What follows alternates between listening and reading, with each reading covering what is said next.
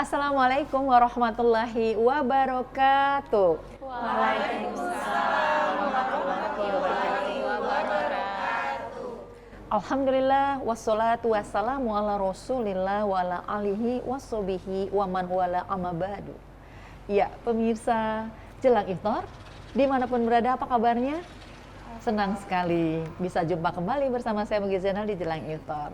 Dan Masya Allah pemirsa, di Ramadan ini, di kajian ini juga kita tidak sendiri, tapi kita bersama bunda-bunda muslimah salihah Indonesia yang cantik saleha. Ya, apa kabarnya bunda-bunda? Masya Allah, Alhamdulillah, luar biasa. Allahu Akbar, Masya Allah ya.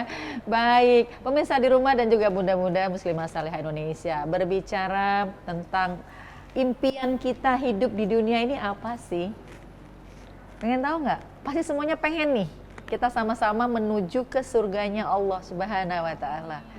Jadi kalau ditanya ujung-ujungnya hidup ini kita mau kemana gitu ya, tentu berakhirnya pengennya ke surga. Semua pengen gitu loh. Ditanya pasti pengen kan pemirsa, tapi prosesnya lo nggak ngikutinnya. Gimana sih prosesnya? Nah, pas banget. Tema kita kali ini adalah wanita penghuni surga. Bagaimana caranya? Lalu gimana kiat-kiatnya dan mempertahankannya dan meraihnya? Pas banget di kajian Ramadan kali ini. Bersama saya di sebelah kiri saya dan sebelah kanan saya sudah ada dua narasumber yang insya Allah kompeten untuk membahasnya. Kita langsung berkenalan bersama beliau. Baik, Assalamualaikum warahmatullahi wabarakatuh untuk Ustazah Kandidat Dr. Anis Puada MPD CDAI. Waalaikumsalam warahmatullahi wabarakatuh. Pinkinya cerah banget, bukan pink ini mah, pink panta. Beliau dari Bogor ya, dari dan Cilengsi. Ya baik, beliau aktif sebagai Ketua HMT Cilengsi dan juga sebagai pengurus ADAI dan juga guru PAI SMA Negeri 1 Cilengsi. Iya, Masya Allah. Dan juga banyak nih sering nulis juga, narasumber juga, Masya Allah, Alhamdulillah. Nanti buku tunggalnya sebentar lagi. Alhamdulillah ya. Baik pemirsa, satu lagi. Pasti udah pada kenal kan, salah satu ini narasumber kita, artis multitalenta. Nah, beliau adalah pembina Muslimah Salihah Indonesia dan juga beliau memiliki bisnis Ristiland by Risti Tagor. Siapa lagi kalau bukan? Assalamualaikum Bunda Risti Tagor. Waalaikumsalam warahmatullahi wabarakatuh, Bunda. Senang banget kita jumpa lagi ya Bun. Senang banget, Masya Allah. Selalu happy kalau ketemu. Happy, bersinergi gitu Bener, ya, bener. kolaborasi. Baik, Masya Allah. Pemirsa di rumah dan juga bunda-bunda salihah semuanya, langsung saja ya kita tanya jawab, diskusi santai tapi mengena dan bermakna. Masya Allah, kita langsung kepada Ustazah Anis. Ustazah Anis, kalau kita mau bercerita ya, seperti apa ya wanita-wanita calon penghuni surga ya? Tentunya ada beberapa wanita nih, ada 4 yang sudah dijamin untuk masuk surga. Kita pengen dong mengenal beliau, sehingga kita juga pengen belajar apa sih yang dilakukannya sehingga mereka bisa masuk surga. Ya, Betul. tafadholi Ustazah. Ya, Alhamdulillah. Jadi semua perempuan pasti ingin masuk surga. Betul. Bahkan semua manusia. Kenapa? Karena kalau kita sudah menikah, kita taatnya itu berbeda. Sebelum kita menikah, kita taat kepada orang tua kita. Tetapi setelah kita menikah, maka suami kitalah tangga menuju surga. Insya Allah. Bagaimana agar kita bisa termasuk menjadi perempuan penghuni surga? Yang pertama, sholat tepat waktu. Kita mempunyai rumus 5S. 5S yang pertama adalah sholat tepat waktu. Yang kedua, sabar. Innallaha ma'as sabirin. Karena Allah bersama orang-orang yang sabar. Kadang kita suka marah-marah tidak jelas karena bad mood di rumah. Kita kadang jenuh dengan pekerjaan kita. Tetapi kalau kita ingat lagi, semua pekerjaan yang kita lakukan bernilai ibadah. Taat kepada suami, taat kepada Allah. Maka itu semua menjadi ibadah kita. Dan itu menjadi jalan menuju surga. S yang ketiga, banyak sedekah. Insya Allah. Jadi kita sebagai seorang perempuan harus rajin-rajin bersedekah. Rizki yang diberikan oleh suami kepada kita, jangan lupa kita sisihkan untuk sedekah. Dan ingat, izin sama suami. Karena kalau rizki itu dari suami, kalau kita memberikannya kepada siapapun tanpa izin suami, itu sama saja memberikan bara api pada diri kita sendiri. Tetapi jika itu rizki dari kita sendiri, maka kita boleh bersedekah dengannya. Masya Allah. S yang keempat, selalu patuh kepada suami. Kita diajarkan jalan kita menuju surga, bahwa seorang istri itu setiap mau keluar rumah, walaupun hanya satu langkah, maka izinlah pada suami. Karena ridho Allah ada pada ridho suami kita. Di saat kita belum menikah, kita taat, tawaduk kepada orang tua kita. Tetapi setelah menikah, maka suami kitalah yang pertama. Masya Allah. Ya, jadi Ya, gimana Bun? Jadi kita harus ingat bahwa suami kita Ya. itu jangan dijadikan pelengkap. Tetapi suami kita adalah segalanya dan yang utama. Masya Allah. Begitu. Masya Allah, tentunya suami juga yang soleh ya Bun ya. Betul, suami yang Masya soleh. Allah, suami yang soleh. Masya Allah, ini pembelajarannya buat kita bunda-bunda ya. Ya. Masya Allah. Baik, untuk Bun Risti sendiri, Bun Risti kan pasti pengen dong masuk surga juga. Bila perlu kita rame-rame ya, tarik-menarik dong ke surganya Allah. Nah, implementasi Bunda dalam sehari-hari untuk meraih surga, itu yang Bunda lakukan apa nih Bunda? Untuk Risti sendiri yang pertama adalah sadar dulu tujuan hidup tuh mau apa. Kan setiap orang punya tujuannya beda-beda ya. Iya. Ada yang tujuannya pengennya kaya raya, pengennya terkenal, pengennya sukses. Padahal sebenarnya tujuan kita itu harusnya mau masuk surga. Kalau Iya. kita tahu tujuan masuk surga itu seperti apa, sama kayak kita beli handphone itu ada panduannya Bunda. Iya. Ya, kalau kita menggunakan handphone itu buat jadi alas potong apel bisa nggak? Bisa, tapi salah fungsinya. Dan ternyata pada saat kita tahu kita kepengennya masuk surga, pengen jadi orang yang seperti apa yang baik, ya sebenarnya kita punya panduan yaitu Al-Quran dan juga hadis. Jadi saya merasa bahwa caranya seperti apa? Ya mendekatkan diri, ya belajar, ya cari. Dan tadi seperti tadi sebagai seorang perempuan, kadang kita ngerasa suka berat banget ya, perempuan tuh kayak selalu bagian yang berat. Kita yang ngelahirin, kita yang menyusui, kita punya tanggung jawab di dunia terasa berat dan besar. Padahal sebenarnya kita tuh beruntung. Kenapa? Karena untuk diperintahkan kita menutup aurat saja, diperintahkannya untuk para laki-laki. Untuk para bapak, suami, anak laki-laki, saudara laki-laki, berarti mereka itu menanggung, punya tanggung jawab atas diri kita. Makanya tadi kayak yang dibilang sama Ustazah, sebenarnya jadi istri itu kalau dibilang dengernya gampang, tapi jalaninnya nggak segampang itu ya Bunda ya. Tapi dengan kita lingkungan yang saling support, insya Allah bisa.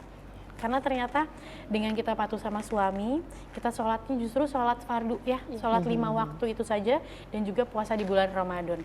Sisanya izin, ternyata mau puasa saja izin sama Izin, suami. iya. Boleh saya puasa sunnah, iya kita puasa sunnah boleh apa enggak? Kalau Ramadan, suami yang nggak boleh larang, karena memang itu perintah agama. Tapi untuk sunnah aja ternyata harus izin, berarti kan hal seperti untuk diri kita saja memang harus izin. Jadi menurut Risti pribadi yang masih tetap terus belajar, ya pertemukanlah ya, minta sama Allah dipertemukan dalam lingkungan yang mau belajar, mau sama-sama lebih baik. Seperti Masya yang sempat Allah. diceritakan juga sama Ustazah, kalau saya nggak suka sama asap rokok, jangan main sama perokok.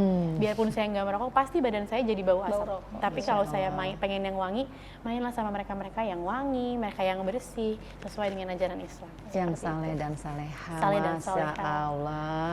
Ya kita jeda dulu ya Bunda ya. Dan juga bunda-bunda yang lain dan juga pemirsa di rumah jangan kemana-mana. Kami kembali tentunya setelah yang satu ini.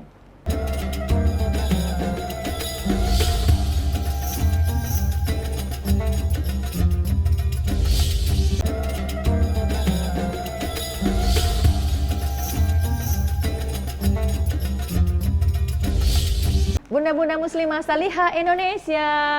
Syarif, smart, and lovely. Semangat semuanya dan juga pemirsa di rumah. Lanjut lagi kita ya, wanita penghuni surga.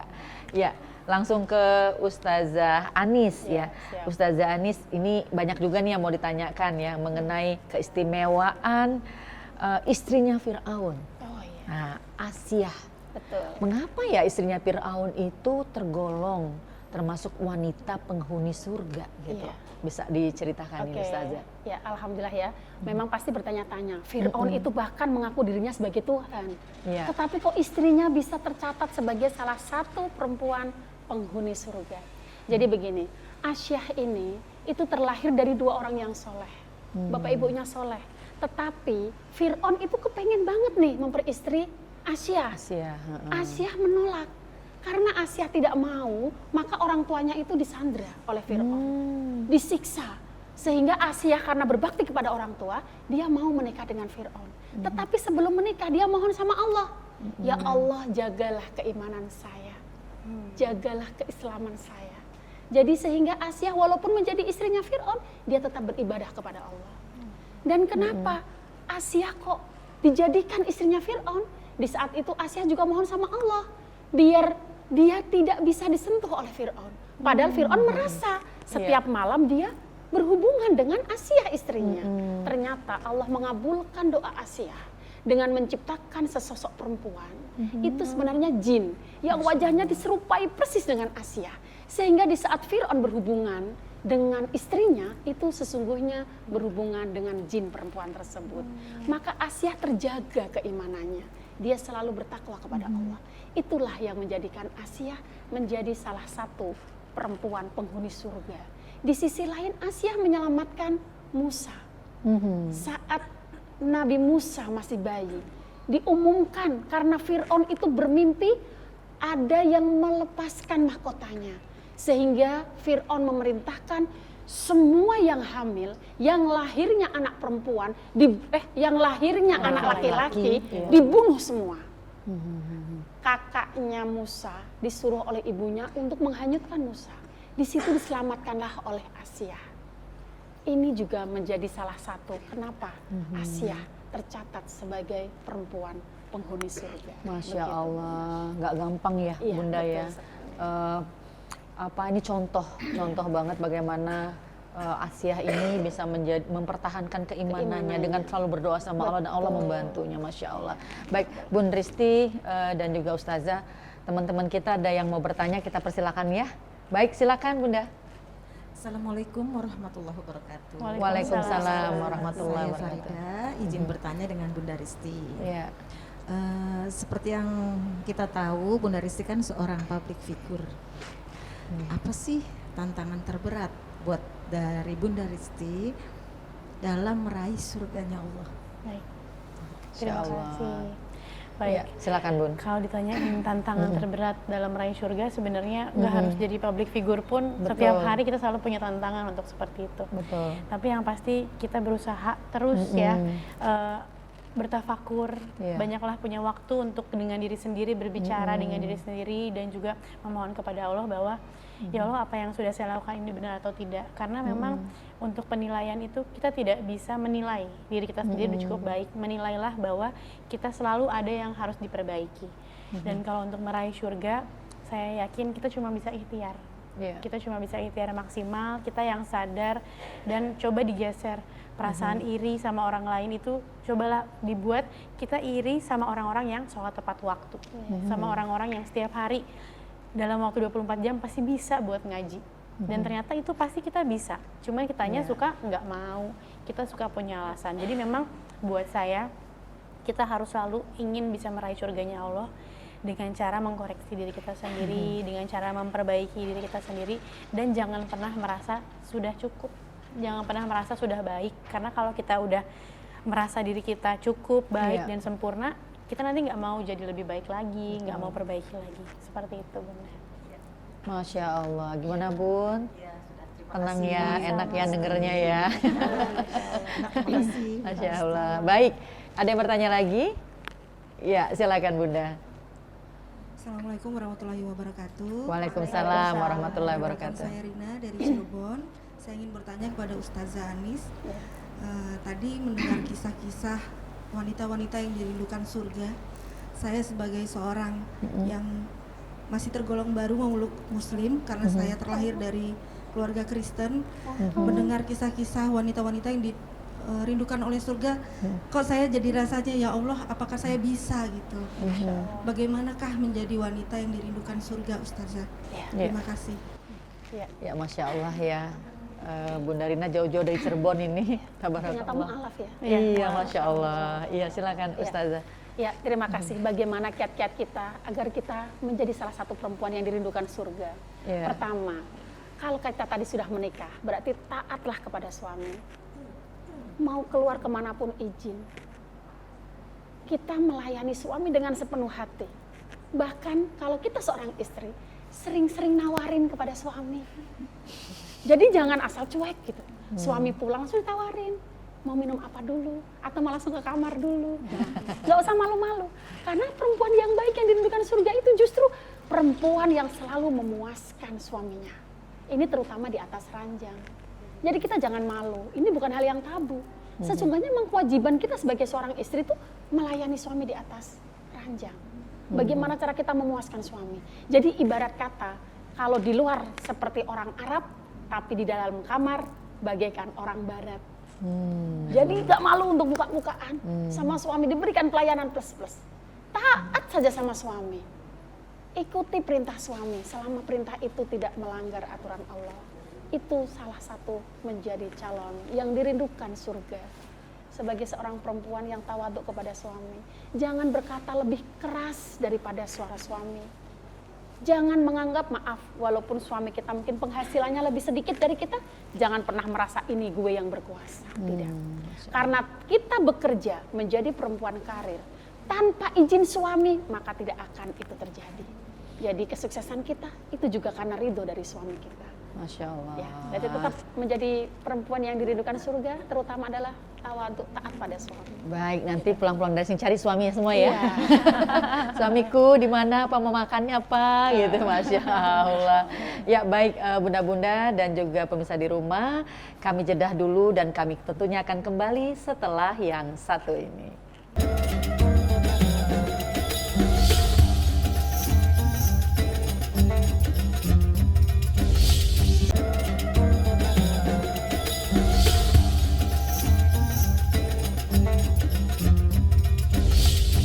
Bunda-bunda muslimah salihah Indonesia. Syahis, smart and lovely. Semangat, Masya Allah. Kita lanjut lagi ya di tema kita jelang iftar kali ini, wanita penghuni surga. Baik, kalau tadi dari sebelah kanan saya udah ada bertanya, nah sekarang Bunda sebelah kiri saya juga bertanya. Kita persilakan Bunda, silakan. Assalamualaikum, saya Zukruk dari MSI Bekasi, mau bertanya dengan Ustazah.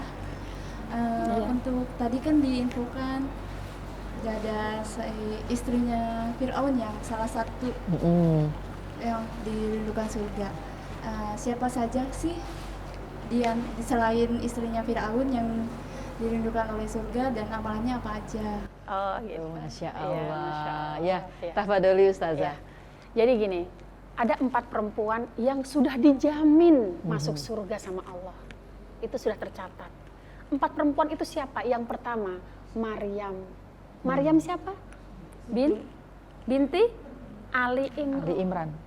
Ya, Maryam bin Imran. Kenapa kok Maryam ini tercatat sebagai penghuni surga? Karena Maryam adalah seorang perempuan yang bisa menjaga kehormatannya. Dia tidak tersentuh oleh laki-laki. Maka diberikan oleh Allah dia bisa hamil tanpa berinteraksi dengan laki-laki. Bahkan Allah menjaga kesuciannya sampai Maryam meninggal. Masya Allah. Masya Allah, tabarakallah. Yang kedua, Khadijah. Khadijah adalah istrinya baginda Nabi. Kenapa kok Khadijah? Hanya Khadijah, kenapa? Istrinya baginda Nabi kita tahu. Ada beberapa istrinya baginda Nabi, tapi hanya Khadijah yang dijamin masuk surga. Kenapa? Karena Khadijah taat kepada baginda Nabi. Bahkan Khadijah rela berkorban jiwa, raga, harta, benda, semuanya dipasrahkan untuk kemaslahatan umat, untuk kemajuan Islam. Bahkan sepertiga hartanya Khadijah di Mekah. Khadijah adalah perempuan yang paling kaya. Betul. Bahkan dia adalah saudagar yang kaya raya. Iya. Ya, sehingga hartanya itu habis untuk perjuangan baginda Nabi. Bahkan hal ini bisa menjadikan kecemburuan ini sama istrinya Asia. Istrinya baginda Nabi yang Aisyah. Itu cemburu kepada Khadijah. Kenapa? Dia mengatakan, wahai baginda Nabi, kenapa engkau selalu ingat kepada Khadijah? Bukankah aku lebih cantik dan aku adalah satu-satunya istrimu yang masih perawan di saat engkau menikahi? Betul? Betul. Tapi apa kata baginda Nabi? Khadijah rela mengorbankan semua hartanya untuk perjuangan Islam.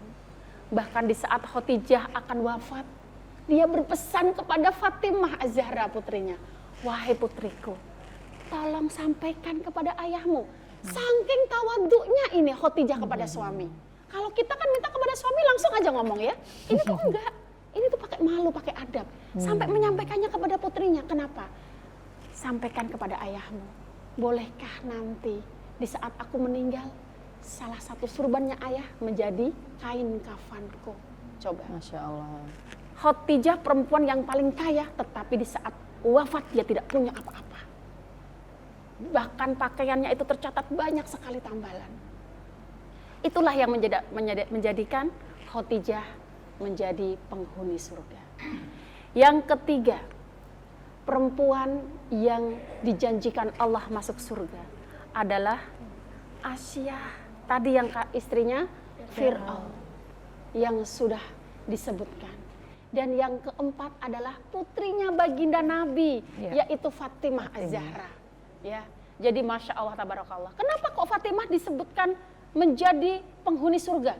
Bukankah putrinya baginda Nabi juga tidak hanya Fatimah Az-Zahra, tapi Fatimah Az-Zahra yang selalu sabar membersihkan kotoran-kotoran yang ada di baju ayahnya. Setiap berangkat ke masjid dilempari kotoran sapi, dilempari kotoran unta, bahkan diludahin. Sampai Fatimah Az-Zahra membersihkannya sambil menangis.